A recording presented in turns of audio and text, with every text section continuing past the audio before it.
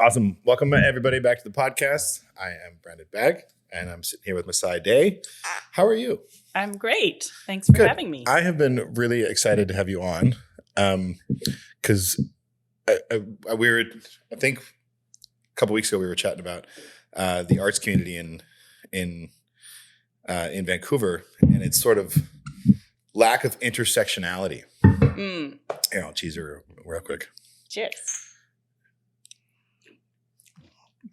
So I know you from your role as the violinist for Little Fox. You played at Guild. Yes. Just saw you play at the Sylvia the other day with Allison.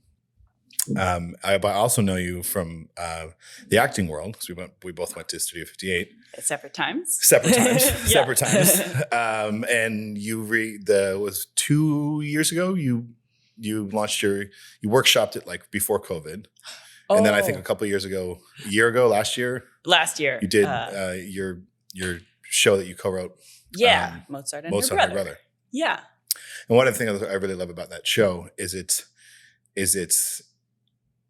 a cross section between the musical community and the acting community, the theater community, in a way that most like musical theater obviously does that. Yeah.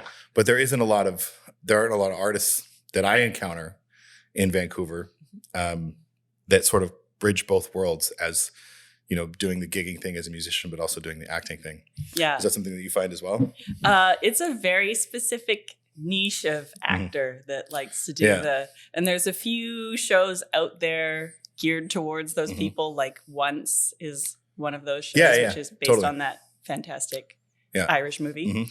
But yeah, they're kind of a bit of a rare breed. And specifically, I come from classical music, and I think there's even less of a theater classical music crossover. Yeah, totally. You studied in Victoria, right? I did, yeah. Yeah. UVic.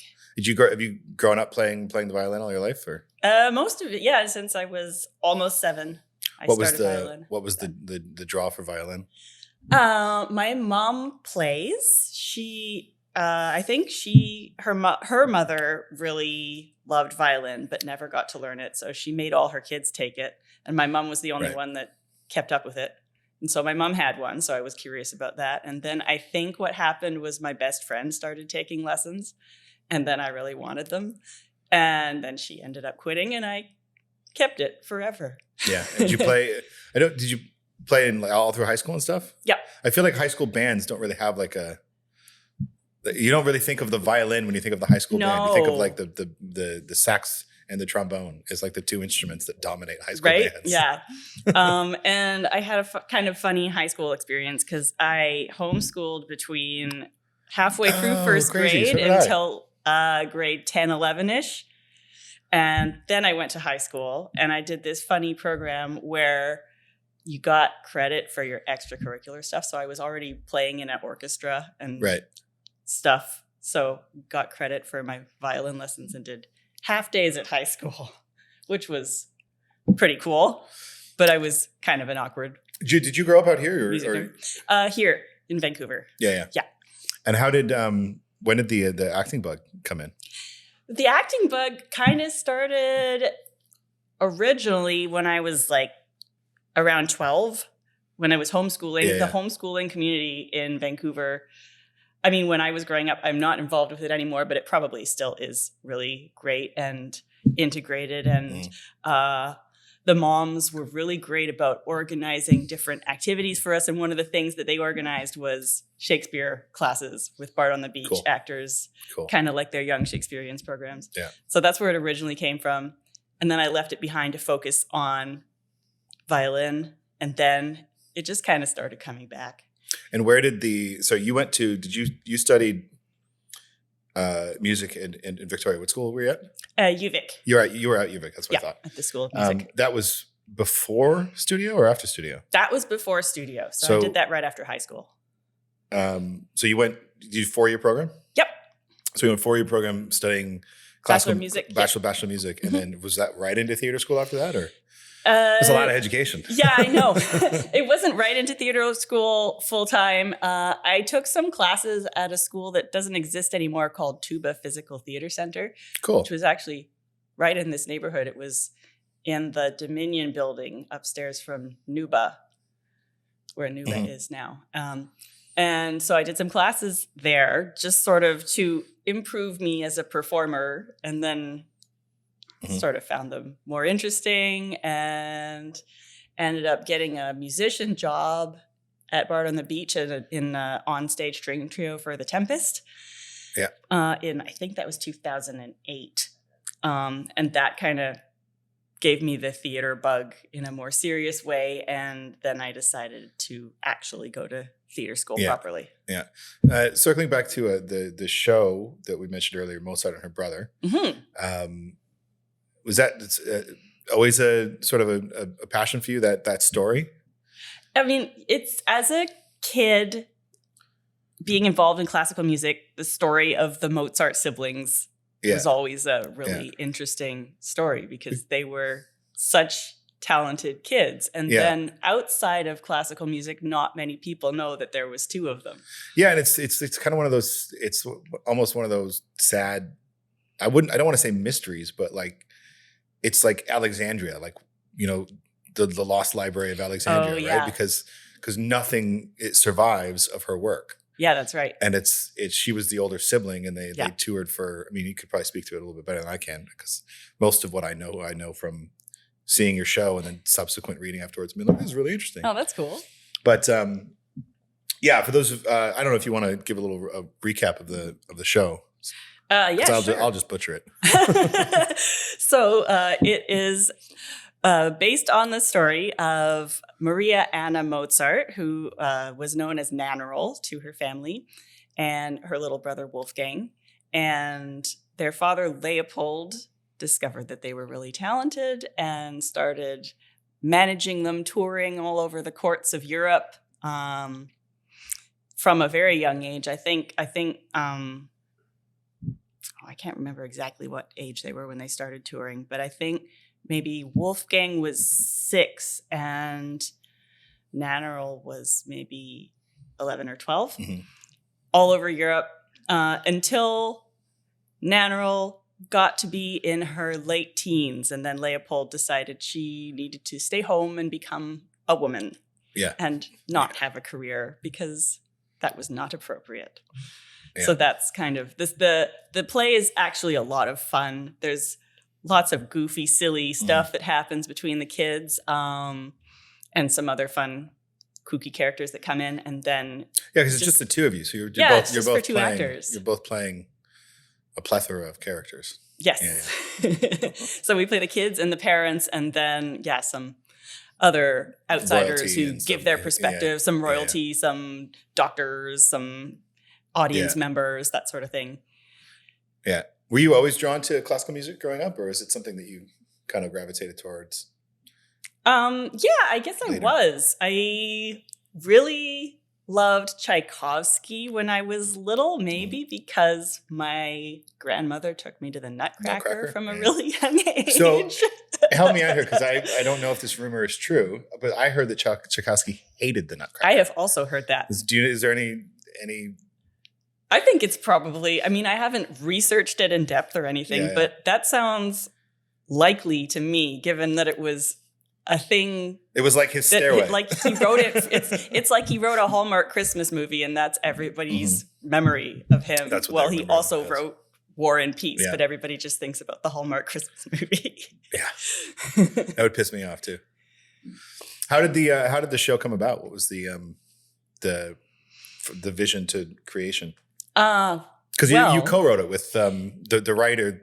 His name's Mark, our main writer was Mark Weatherly, and Mark and I worked on a show in Chemainus on Vancouver Island once, actually, which is the musical I mentioned earlier. Cool! I love that. I've only ever seen the film. I've never seen it live.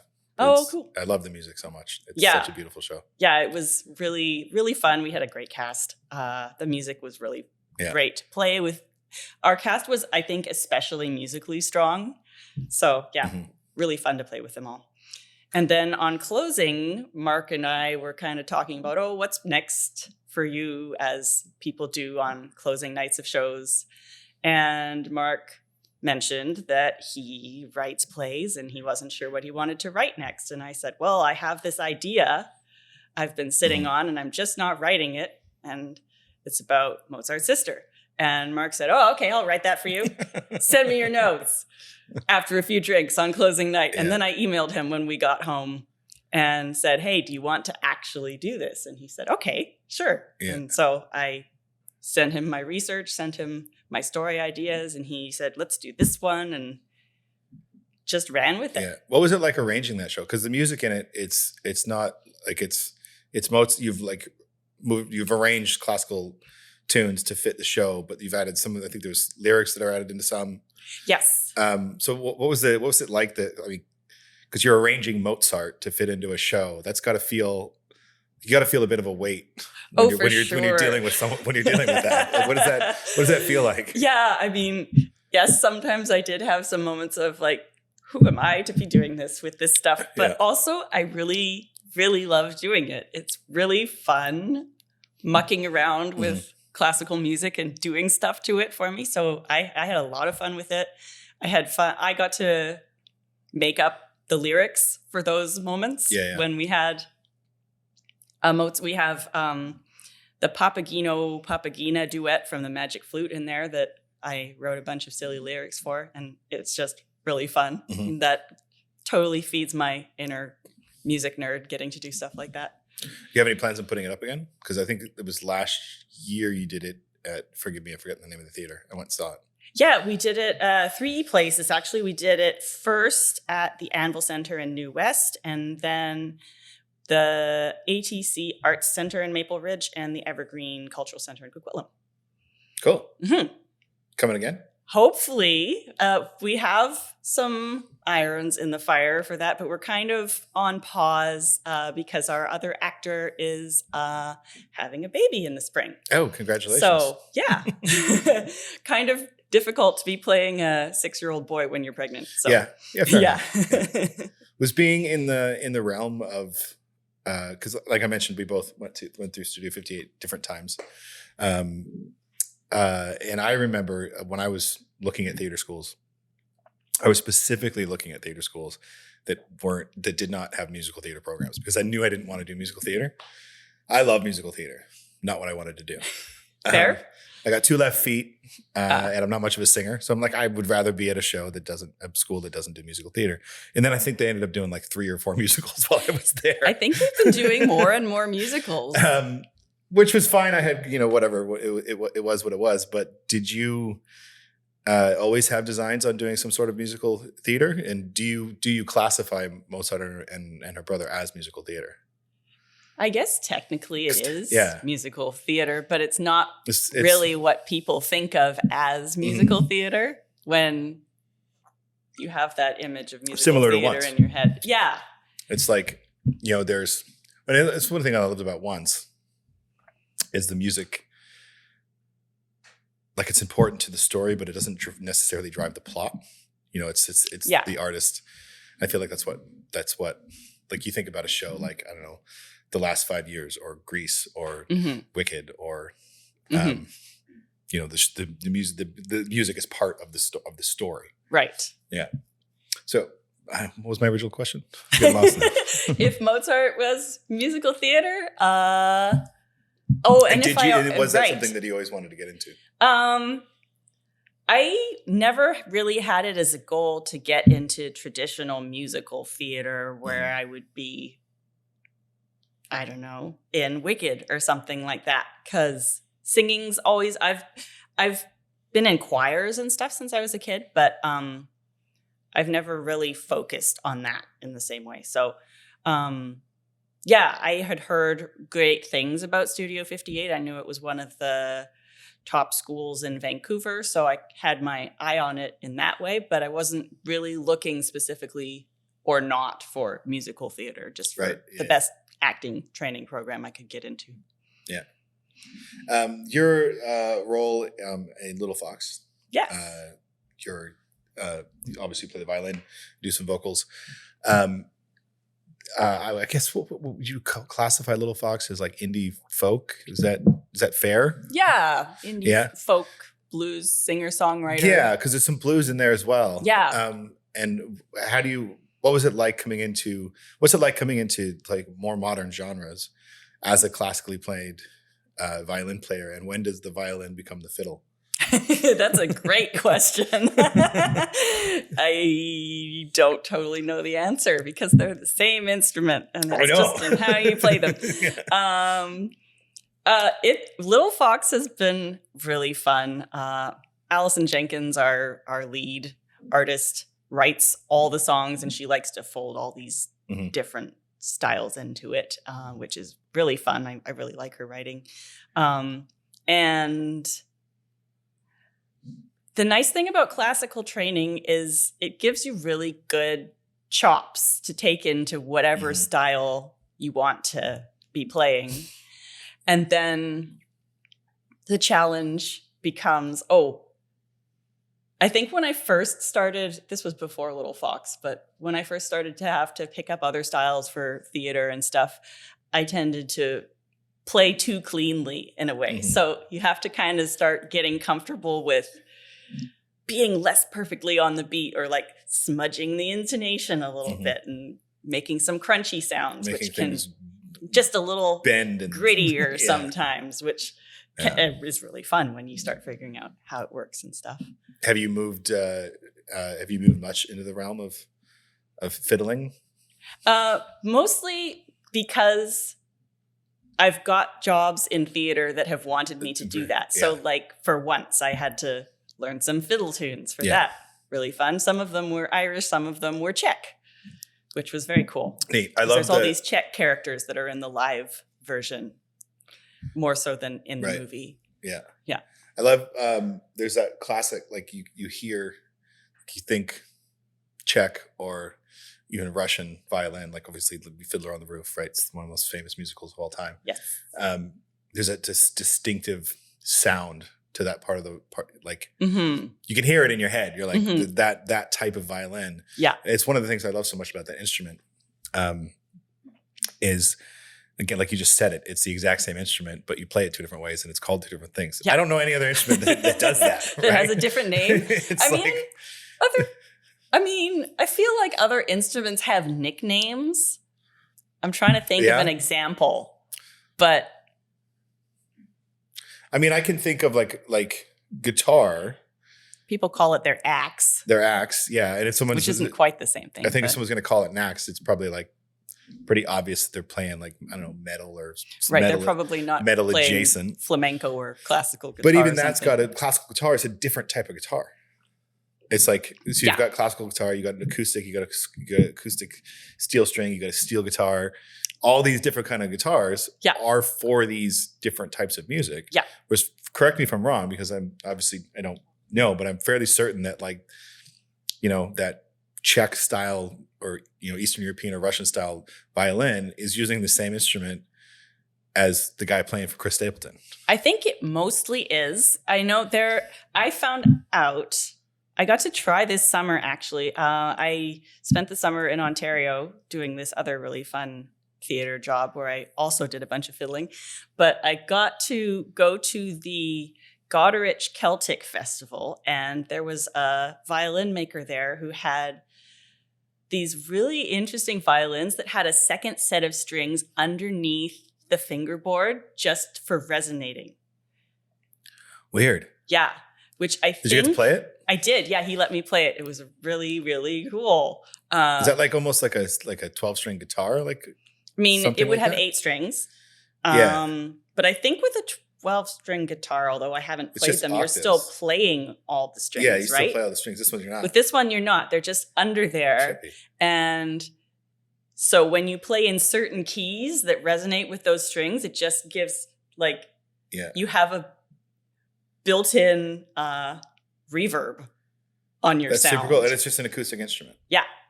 That's really neat. And I think that's maybe called a hardanger fiddle, which I think is a more Scandinavian thing, but I'm just really... And what's a viola? A viola is very much like a violin, but it is a fifth lower and a bit bigger. Right. So it's just, exactly. You said it's a little bit lower, a little bit bigger. Yeah.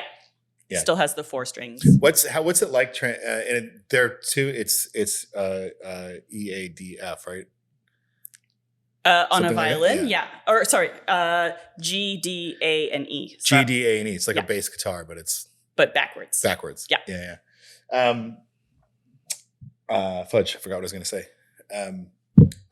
You mentioned your show. I'm glad you mentioned your show that you just did in Ontario. Oh yes. Because I want to ask you about that because it was in Blythe, right? Yes. And you guys did 3 shows. Yes. Which you had to rehearse for all at once and then launch all at once. Almost. So we had a 5-week rehearsal period before we opened the first one. So it was 3 plays, all around the same story of this family, the Donnellys. So based on, well, I mean, were they new plays or? No, they were written by James Rainey in the 70s. Okay. And our director, Gil Garrett, adapted them and shortened them a little bit because they were really long. But they're Canadian classics that I somehow didn't know about until I got this job. Yeah. And then half the people I told about it, mostly from out here, said, oh yeah, what's that? And then the other half were like, that's a Canadian classic. That's so exciting.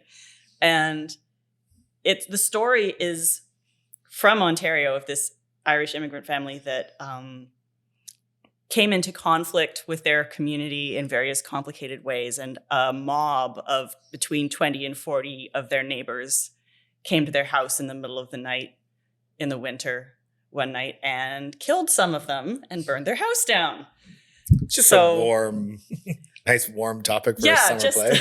So all 3 families, it's like a trilogy. Yeah, it's a trilogy about how the family immigrated to Canada and the kids were born and they grew up and this conflict developed, maybe partially through conflicts that got brought over from Ireland and partially religious things, partially stuff that grew while they were there because of the specific people that they were moving in next to. Anyway, yeah. They were running simultaneously? Eventually, yeah. So we had 5 weeks rehearsing the first one. And then, so the first week we kind of did table work on all 3 shows where we just sat down and went through all the scripts and got a sense of the whole story, just sitting around and talking about it. And then we rehearsed the first play, and then we started performing the first play while we started rehearsing the second play. So then we had, I think it was about 3 weeks of that. And then we opened the second play. And then we were performing 1 and 2 while we rehearsed number 3. And then by the first weekend of August, we had all 3 up. And then we were just running all 3 all at once. So the idea was that like at any point during the run, you could still see the whole series. Right. If you hadn't seen the first one early enough, you weren't going to miss your chance to see the first one.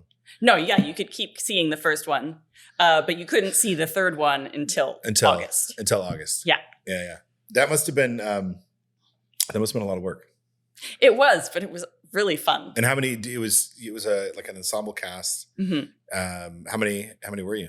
10 altogether. 10 altogether. 10 actors. So were you jumping around different parts? How many parts did you play? Yes. Oh, I counted that at some point. At some point backstage, we were all talking about who has the most characters. And I think I had like 18 or 19, and I didn't even win the who has most characters competition. And you mentioned you were playing violin for this show as well. Yeah. That's why they brought me out there, because of the violin chops. Because the cool thing about the violin chops. Yeah. Sometimes they get to go cool places. Has the violin landed you in anything for film as well? Not yet. I think it would be cool if that could happen. I just need some Hallmark Christmas movie to have a violin playing character. They're out there. I actually saw. I watched your demo reel today. Oh, cool! And is it Mismatched? Yes. Yeah. Not a Christmas movie, but the other Hallmark wedding fascination. Yeah, so it was a Hallmark wedding. It's wedding and Christmas, right? Yeah, I think that's their favorite thing. It's also half of the industry in Vancouver. It's like just get ready because that's what's going to get you work. Yeah. Yeah, and you had some other fun ones on there. You were on Supernatural, I think. I was, too. yeah. Because that show that was running for, that ran for what, 16 seasons or something ridiculous? I think it was something like that. 16. Was it fun to be on set for that? It was really fun, yeah. It was a very friendly set. I had a great experience. One of the brothers was directing the episode, and right. Because I always find that funny when you get those those shows that run for so long. Eventually, you just start letting the cast direct they just start directing it. Yeah. It's just like, oh, this one directed by this guy. How long is that show been going? Like 14 years. Yeah. But yeah, everybody was really great. I had a good time on that. Cool. Yeah. Yeah. Got to do lots of screaming and running away. So this the Blythe gig, is that something that are you going to find yourself with that company again in subsequent years doing 18 roles? Is that something you're looking for? You never know. That's the thing with theater, is you just never know. Yeah. I would love to go back there sometime, but needs to be the right slot for that to happen. I had a good time. It was a long time to be away from home, but I had a really lovely summer over there. Contract? It was 4. 4. Yeah. Yeah, that's a lot. Yeah. Yeah, but I mean, it's kind of like 4 months of not working a Joe job. Yes. 4 months of getting to be an artist full time. Yeah. Which was I'll drink to that. Wonderful experience to have. Yes. Cheers. Do you have any other writing projects you're working on? Yeah, I started writing a play during the summer while I was being an artist full time. Awesome. Because one of my cast buddies told me about this Banff it was a new program that had just been announced at Banff for theater creation, and you needed at least 20 pages of a script to apply, and they were looking for interdisciplinary pieces that incorporated different things. So my friend said, hey, you should submit your Mozart project to this. And I thought about it, and our Mozart project is really pretty much developed at this point. So we didn't think it was the right thing to submit. But I had this other play idea that I'd been kind of floating around in my head. And so I decided to see if I could write 20 pages of it by the deadline. And I did. Get it in? I got it submitted. I didn't get into the program, but I was getting myself to sit down and write is a challenging thing. And the fact that I sat down and wrote 20 pages felt really good. Yeah, I tip of the hat. I struggle with it so much. I've got probably, I would say conservatively half a dozen, like 30-page scripts. Okay. That are 30 pages of the full, of both like I've gotten 30 pages and then go, I don't know where to go. Now what do I do? Right. Because it's a struggle too. Because I find, and I actually took a little writing course recently, and I remember them telling me one of the things, he was like, you have to have, like, if you just write because you got like a small, like a little idea of like a scene or a character, but you don't know where the whole story's going. Right. You're just going to get to that 30-page mark. And it resonated so much with me because that's where all of them go. I'll be like, yeah, I'll have this cool concept in my head. And then I get to the 30 pages mark or whatever it is. And I'll realize that the cool concept I had in my head was just the scene or a character. Right. When you're approaching those writing projects, do you approach it from a big picture kind of place? Or is it sort of drive the car and see where it goes? Well, I mean, this project I am basing on the life of an actual person. So that kind of helps with the big picture and the structure. But yeah, I think that's definitely a challenge, is figuring out where to start and where the beginning, middle, and end is going to be.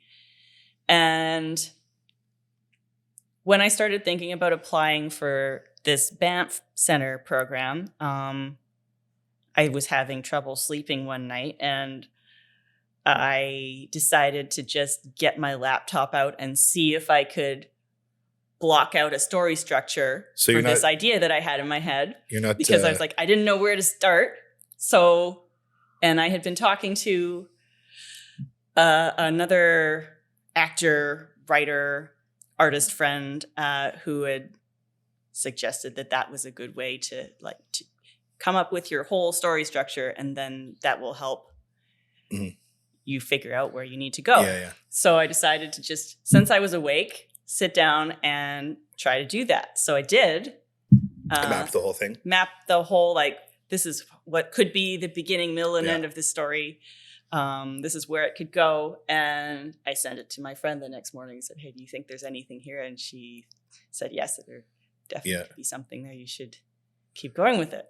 I think it's important too to have, I struggle with that, of having someone to bounce your work off of. Yeah. And for me, it's not because I'm precious with it. I'm actually really good at being, when someone's like, this is shit, take this out, or this is, this didn't make sense to me.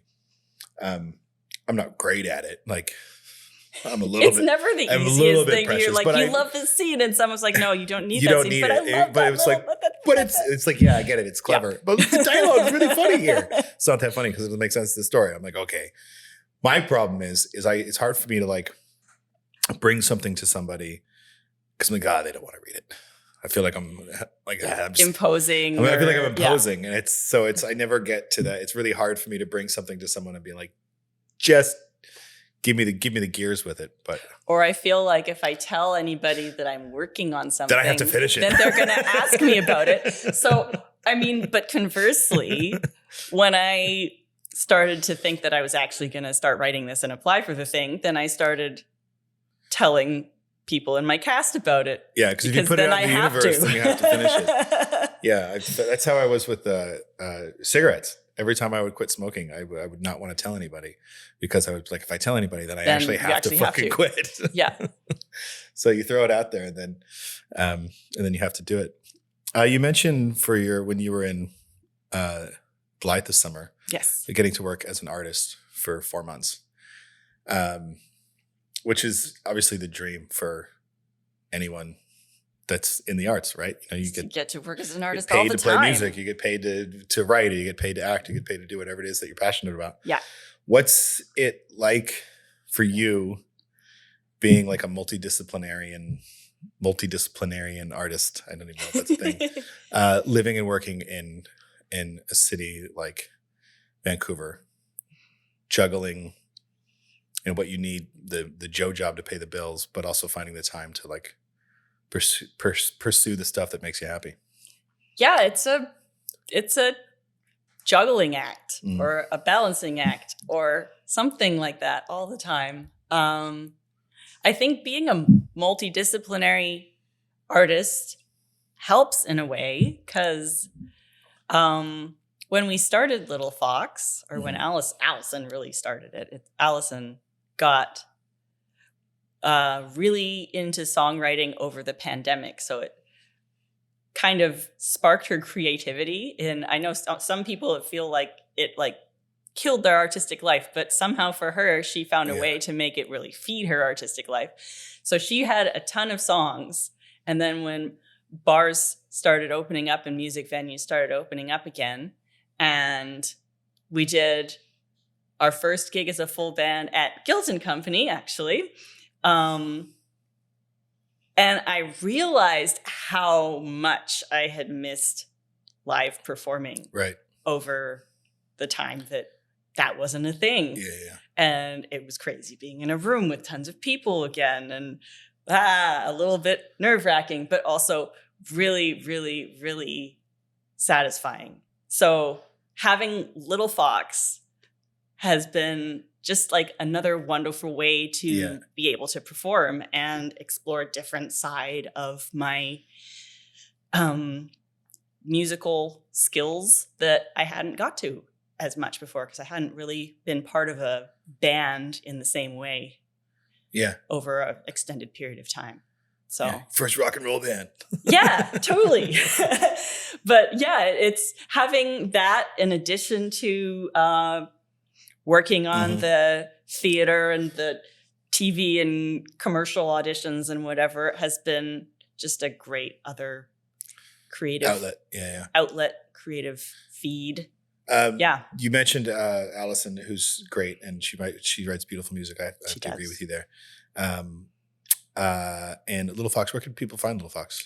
All the Audifys and all the things. Bandcamp. I think she's on Spotify too. I think she's definitely. There's some stuff on YouTube. There's some videos, some live videos of I think at least one of our shows at Guilt. OneLittleFox.com is the website for the band. You mentioned that she was one of those artists who was able to maybe expand or at least live their creativity through the pandemic. I felt very much I was one of those ones who I got zapped. Yeah. Right. I was very much like, a year in, I was like, I don't even know who the fuck I am anymore. Where do you feel like you fit in with that on that scale? I had been gearing up to make Mozart and Her Brother happen. So in January 2020, we did a week-long workshop of the script for Mozart and Her Brother. We worked on it for a week, and then we did a little staged reading. And we were really excited about it, and we were ready to figure out how to get it into production, and then the pandemic happened. Right. Because you did a workshop, right? Right before the pandemic? Yeah.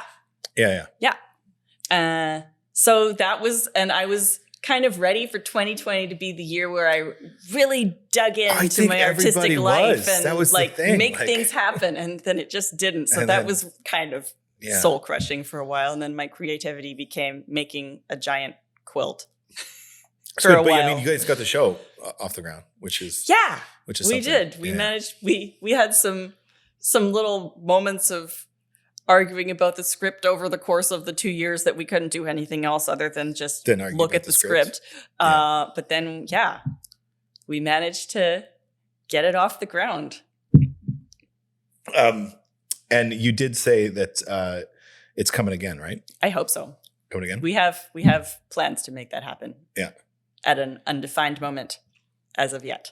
Were you always drawn, when you were first drawn to the story of Mozart and her brother, or the Mozart siblings, was it from the perspective, because you said it was something that was a lot of people were drawn to when you were in school, that story? Yeah, I mean, among kids taking classical music lessons, you learn about their kids that were really great at classical music. Were you drawn to it more because it was a story about siblings, or is it a story about unrealized talent, or the side of it, like a woman's unrealized talent? I think all of that, really. All the above? Yeah. There's not a lot of well-known women in the history of classical music. Yeah. They were given very much less opportunities than men were. Mm-hmm. So, yeah, my mom definitely was good about finding books and stuff about the women that there were in the history of music. And I was always curious to learn about them. And other icons for you that you would consider writing a show about? I mean, maybe. Other than the one you're currently working on? There are some really interesting women out there. I mean, you could probably write a story about Clara Schumann.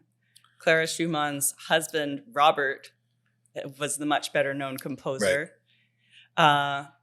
There's a story that Brahms was also in love with her.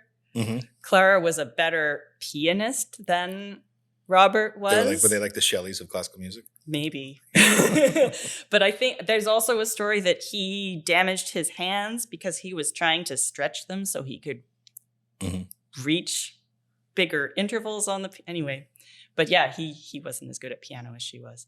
Yeah. She was a piano rock star of her era in Europe.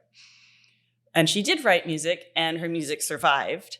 Like there's I was playing in a string quartet for fun, which sort of petered out when the pandemic happened. But we played one of her string quartets.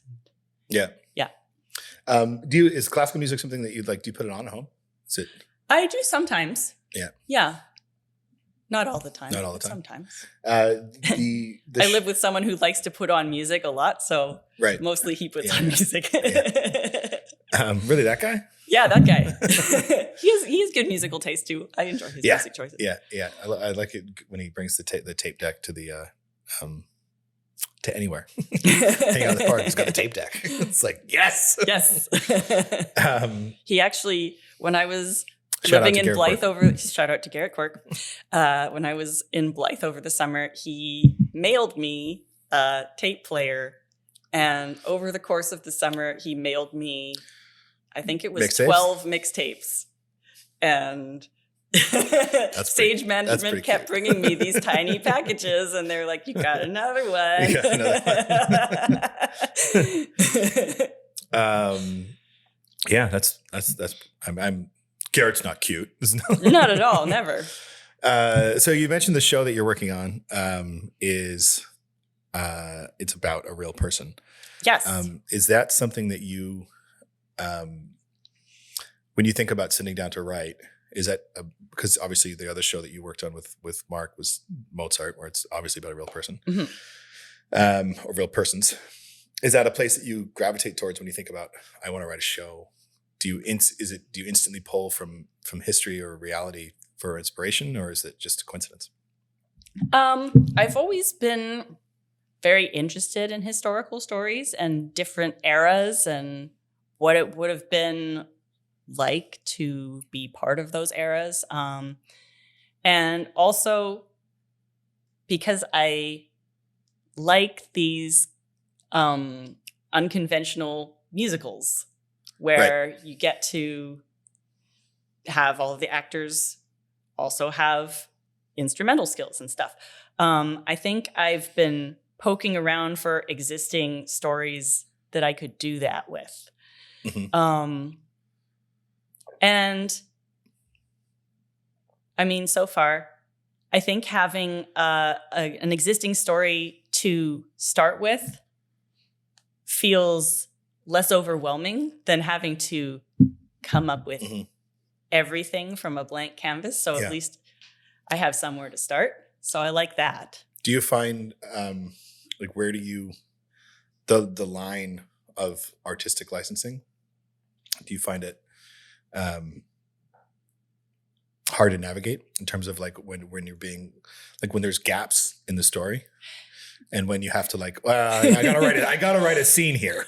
Well, that's kind of what I'm struggling with the project I'm working on right now. It's I found out about this violinist who, her name was, I think I've never heard anyone say it out loud, but she was American, from Italian and Czech background, and her name was Guila Bustabo. I might be saying that wrong. Guila Bustabo. Now we both said it wrong, Bustabo. So we're both in there. And I found out about her while I was looking up a different violinist. And she was becoming famous in her early 20s when the Second World War happened. And her mom was kind of her overbearing parent manager, kind of like Leopold Mozart. And her mom decided that the best thing for her career would be to stay in Europe and continue to perform with all the very talented conductors in the Nazi-occupied areas of Europe. So she then ended up on the wrong side of history, and they both got arrested at the end of the war by the American army for potential, both Guila and her mother, for possible collaboration with the Nazis. And I believe they didn't actually get charged, but she was basically blacklisted and her career was never the same after that. And she had mental health struggles. And I found out about her story, and it just has a lot of dramatic potential, I think. I think there's... It's a lot of darkness in there and a lot of interesting places to go, but it's also really hard to find out specific details about her. Totally. Because it's interesting that whole concept of post World War II women being accused of collaborators. Tons of French women. Right. And there's a lot of like that. Obviously history is so nuanced because people are nuanced, but I'm excited to see what you do with it, because there's a lot of meat there, because there were a lot of people that were in occupied German Nazi territory that wasn't Germany, that later got accused of collaborating because they were just trying to survive, trying to stay alive in a really, really horrible situation. Yeah. They weren't obviously going through what the Jews were going through, but no, they knew that if they'd said anything, they would be. So it's like, it's a weird, really, really murky part of history. So it's that's you set yourself quite a task there. Yeah, I think it's a challenge. But I have started on it, and I'm trying to find ways to go forward with it, and how to handle that. Like, she chose to be there, or her mother chose for her to be. It's not like they could have left. They could have left. So they could have gone back to the States. Maybe they were collaborators. Maybe they were collaborators. Yeah, or maybe they just were like, oh, it's just art. It's not about politics. We just want to keep taking these jobs, and everybody else is not taking these jobs, so we're going to take them. But how much can you keep doing that and ignoring the horrible stuff that's happening around you? Because there's no way they could have been living in all of those places and been completely unaware of what was going on. Yeah. That's crazy. Yeah. And in Germany, the last one took place in Germany too. The last play. I mean, it took place in Germany and all over. They got to London, they got to Paris, they got, so specifically these two, I forgot the name already. Guila. Yes. I'm guessing Guila. Did they end up back in the US? Eventually, yeah. But it completely killed her career. Obviously. American orchestras wouldn't have her as a soloist. She taught, which is funny because the American government was fine to accept Nazi scientists. Yeah, and it's also I'm not sure where they drew the line, because other artists who worked with the Nazis later managed to have and like productive careers and get hired by American BMWs orchestras. So why was it?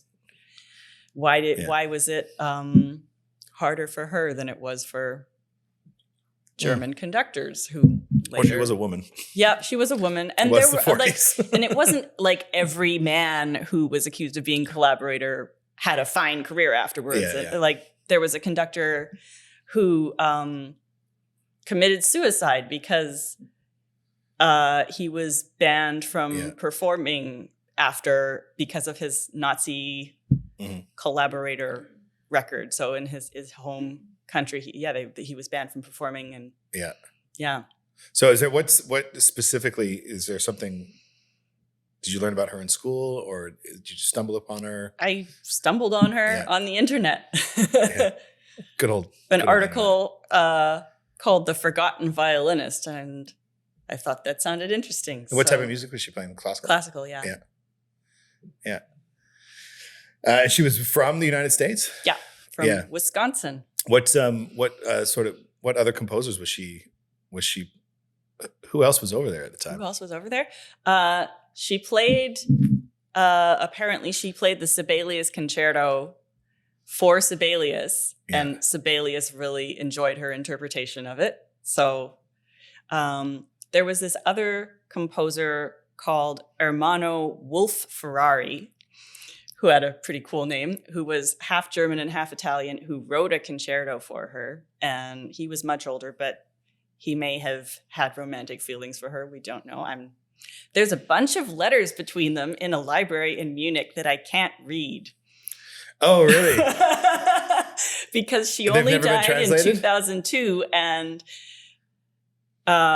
German copyright law is got stricter. And so now nobody can read them until I think it's 70 years after she died, unless maybe I find out who has her copyright now, but I don't know who that. Anyway. So they're just, you can't read them as in you're not allowed to read them. Nobody is allowed to read them. Crazy. Maybe if and they're just we found out who inherited her copyright, maybe I could get permission. But yeah, they're in a library in Munich. You could read them a few years ago. I've had this lovely email correspondence with a conductor in Germany who read them for research for a recording that he did. But yeah, now you can't read them. Oh, wow. You could write a whole show about that. I mean, like just reading the letters. It's getting to be quite the sounds like investigation. A Dan Brown novel. Yeah.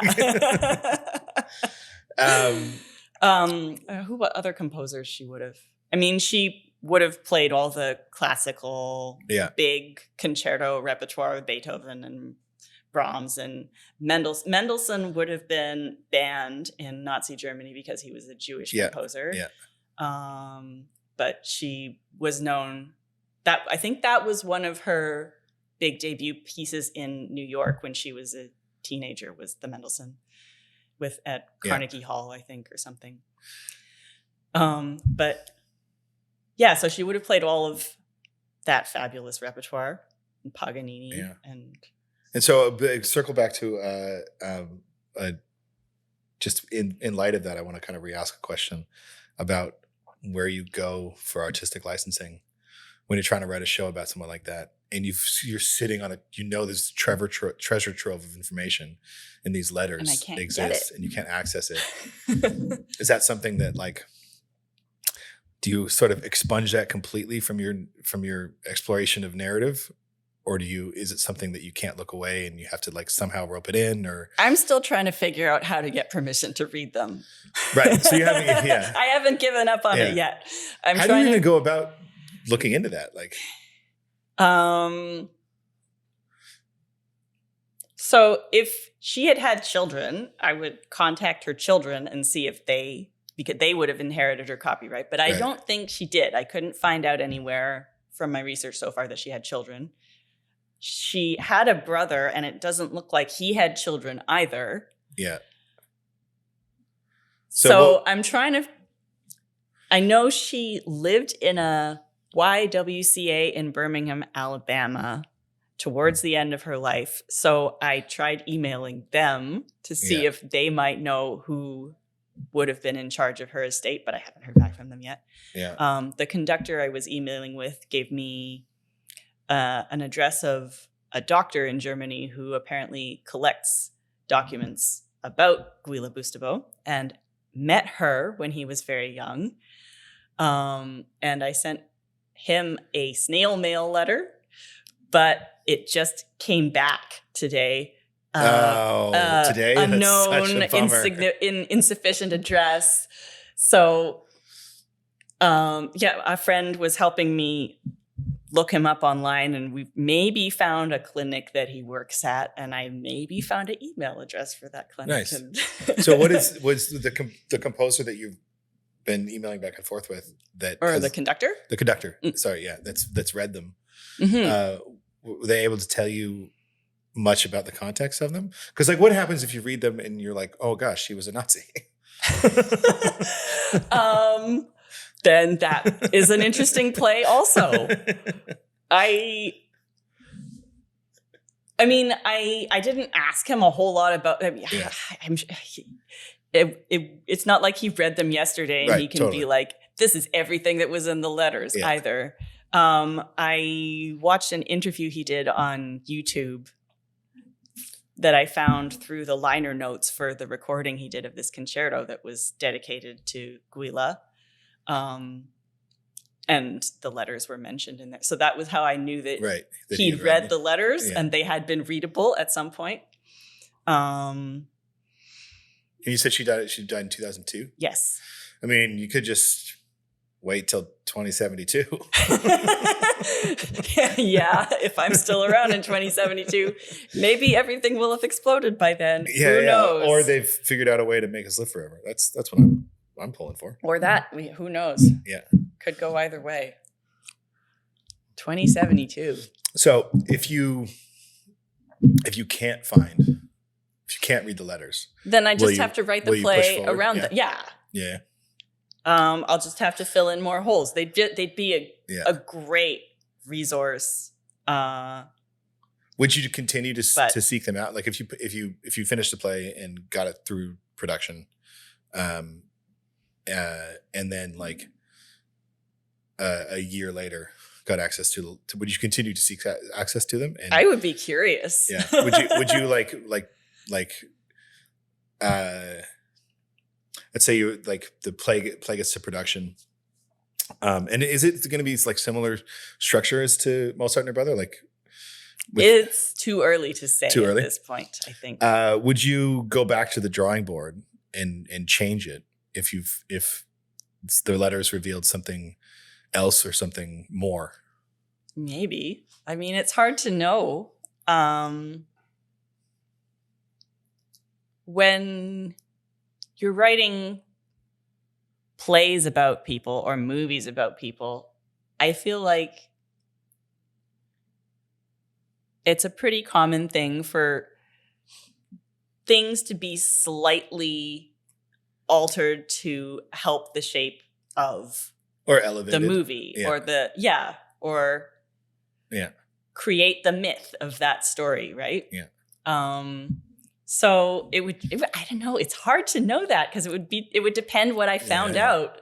Like if I found out everything I'd made up in the play was a lie, then maybe I'd come back. I really like historical accuracy when I can have it. Totally. Yeah. If I can't find out a thing, then got to use my creativity to fill in that gap. But if I found out everything was completely wrong, then I might want to go back but it would also depend on at what point in the life of the show I found out that. Yeah, it sounds like you're like, forgive me if I'm wrong. It sounds like you're drawn to stories like the Mozart story of there's a lot we know X about a certain point of her life, mm-hmm. and then virtually nothing for the rest of it. Like nothing after her brother died. I mean, we know things about her life, but we don't know her music. Yeah. We don't know anything about her music. Mm-hmm. Similar with this violinist, we know some of her music has survived, obviously, and she there's recordings out there of her. But then there's also this whole like this is like I feel like with the Mozart story, the whole is being like we don't have any surviving copies of her compositions or her music, and this one being like these letters. Do you find yourself drawn to stories like that where there's like a missing puzzle piece almost that you've got to kind of like I think be curious about when you're in the writing process? Definitely, yeah. Yeah. Having that mystery makes it intriguing. Yeah. And the possibility to have the question answered. I mean, it's very unlikely we're going to run into a manuscript of Nano Mozart, but I know those letters are in a library in Munich. Right. Yeah. I know they're there. Yeah. How many are they? Do you know? I don't remember the exact number, but I think it's a lot. They wrote letters back and forth for a while before they met because she saw an opera that he wrote. And sorry, who did you say they were between? Guila Bustabo, the violinist, and the composer hermano Wolf Ferrari. Right. For Wolf Ferrari. How do you forget Wolf Ferrari? It's a dramatic name. Yeah. Yeah. Yeah. Well, if you do decide to finish it, I greatly look forward to. I'm intending to finish it one way or another. I look forward to that. And before we sign off, I'm gonna do. I've still got a little bit. Yep. Pour myself a tiny little bit so we can cheers. When can we see? Well, first of all, when can we see Little Fox again? Oh. Well, the one that's in my head is Allison just emailed today. We're playing at Guilt on March 14th. Oh, cool. Yeah. Awesome. Sweet. So I know that. So this will definitely be up before March 14th. In the new year. Yeah. So, and do you have any shows you're working on that you want to toss up into the ether? Not yet. Not yet? Not yet. Well, I look forward to seeing. I will have at some point. I look forward to seeing what you create. Thank you. Seeing Little Fox on March 14th. Great. Cheers. Thanks so much. Cheers.